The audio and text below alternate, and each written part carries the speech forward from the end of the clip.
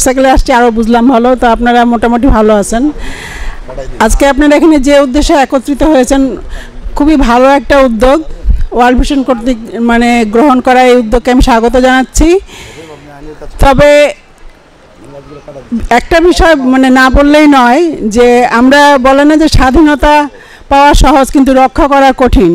হ্যাঁ, আমরা এখন বলছি যে স্মার্ট ইকো ভিলেজ আর বাল্যবিবাহ মুক্ত গ্রাম ঘোষণা করছি।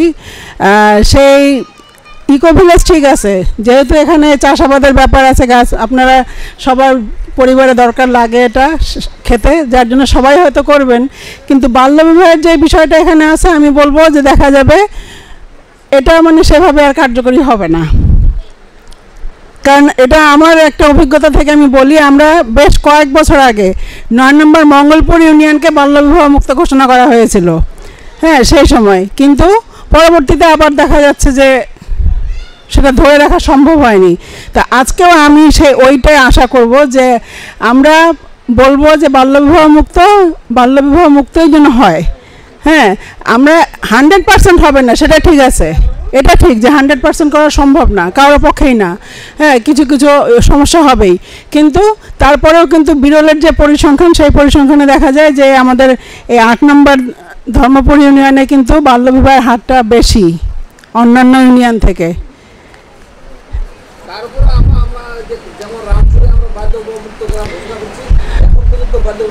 না, ওইটাই বললাম যে একবারে আমরা 100% পারবো না, শতভাগ হবে না, কিন্তু তার মধ্যেও যেটা আমরা যদি কিছু বন্ধ করতে পারি, এখন যদি ধরেন যে 100টা হচ্ছে, 100টার মধ্যে যদি আমরা 80টা বন্ধ করতে পারি বা 70টা বন্ধ করতে পারি, সেটাই আমাদের সাফল্য।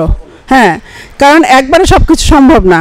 তো আমি আশা করব যে এখানে ওয়ার্ল্ড ভিশন আপনাদের সঙ্গে যে বিষয়গুলো নিয়ে কাজ করেছেন, আমাদের এগ্রিকালচার ভাইয়ের বিষয় এখানে আছে, ইকো ভিলেজ, সব কিছুই খুবই সুন্দর উদ্যোগ।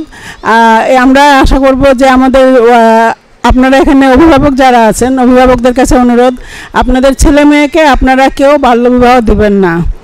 কারণ বাল্যবিবাহের ক্ষেত্রে দেখেন যে সরকার যে বর্তমানে নিয়মগুলো করেছে, আপনি যদি সরকারি সুযোগ সুবিধার আওতায় আসতে চান, আপনার মেয়ের বয়স যদি 20 বছরের নিচে হয়, সেক্ষেত্রে আমরা মহিলা ও শিশু বিষয়ক মন্ত্রণালয় থেকে যে আপনাদের 30 কেজি চালের যে ইয়েটা আছে ভিজিডি, সেটা কিন্তু পাবে না।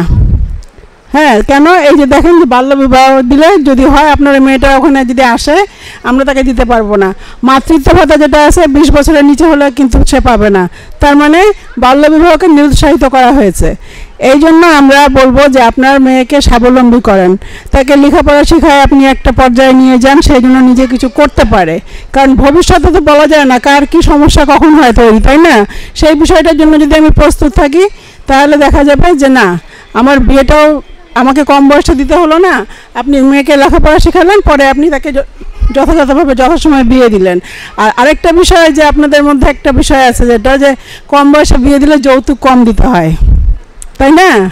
হ্যাঁ, তো এইটা কিন্তু একটা ভুল ধারণা।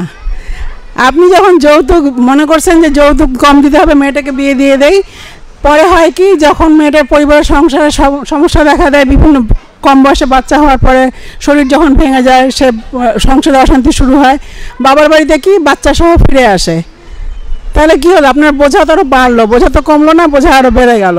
তো আমরা এই দিকে না গিয়ে মেয়েটাকে যাতে লেখাপড়া শেখায়, স্বাবলম্বী করতে পারি, সে নিজের জন্য কিছু করতে পারে, সে সমাজে এবং পরিবারে সেই জন্য কোনো একটা ভূমিকা রাখতে পারে, এইভাবে আমরা মেয়েটাকে তৈরি করে তারপরে আমরা তার বিয়ের ব্যবস্থা করব। আমি আশা করব যে আপনারা যারা এখানে আছেন, এই কয়জনই যদি আপনারা এই প্রতিজ্ঞাটুকু করেন যে না, আমার পরিবারে আমি কোনো বাল্যবিবাহ হতে দিব না, তাহলেই আমরা সার্থক। হ্যাঁ, তা এরপরে আমরা আর কিছু চাই না, আমরা সার্থক মনে করব। তো সবাই যারা আছেন সবার কাছে অনুরোধ, আপনারা এখানে আমাদের চেয়ারম্যান সাহেব আছেন, আপনারা বিভিন্ন ওয়ার্ল্ড ভিশনের যারা আছেন সব বিভিন্ন পর্যায়ের সবাইকে আমার আন্তরিক শুভেচ্ছা এবং ধন্যবাদ জানাচ্ছি যে ওনারা এরকম একটা কাজ হাতে নিয়েছেন, কার্যক্রম। আসলে এই বিষয়টা কিন্তু খুব কঠিন। আমরা মুখে বলতে কিন্তু সোজা যে বাল্যবিবাহ বন্ধ করলাম, কিন্তু বিষয়টা আসলেই কঠিন। হ্যাঁ, তো এই জন্য এই কার্যক্রম হাতে নেওয়ার জন্য আমি আপনাদেরকে ধন্যবাদ জানাচ্ছি ওয়ার্ল্ড ভিশনকে, এবং পাশাপাশি আমি এই ইউনিয়নের চেয়ারম্যান ভাইকে অনুরোধ করছি যে আপনারও সহযোগিতা দরকার ভাই। বিভিন্ন সময় যে যদি কোনো বাল্যবিবাহ মানে সংগঠনের খবর পাওয়া যায়, আমরা আপনার সহযোগিতা নিয়ে সেটা যাতে বন্ধ করতে পারি, এই সহযোগিতাটুকু আপনার কাছ থেকে আমরা চাই। ধন্যবাদ সবাইকে, ধন্যবাদ আয়োজক কর্তৃপক্ষকে। সবাই ভালো থাকবেন।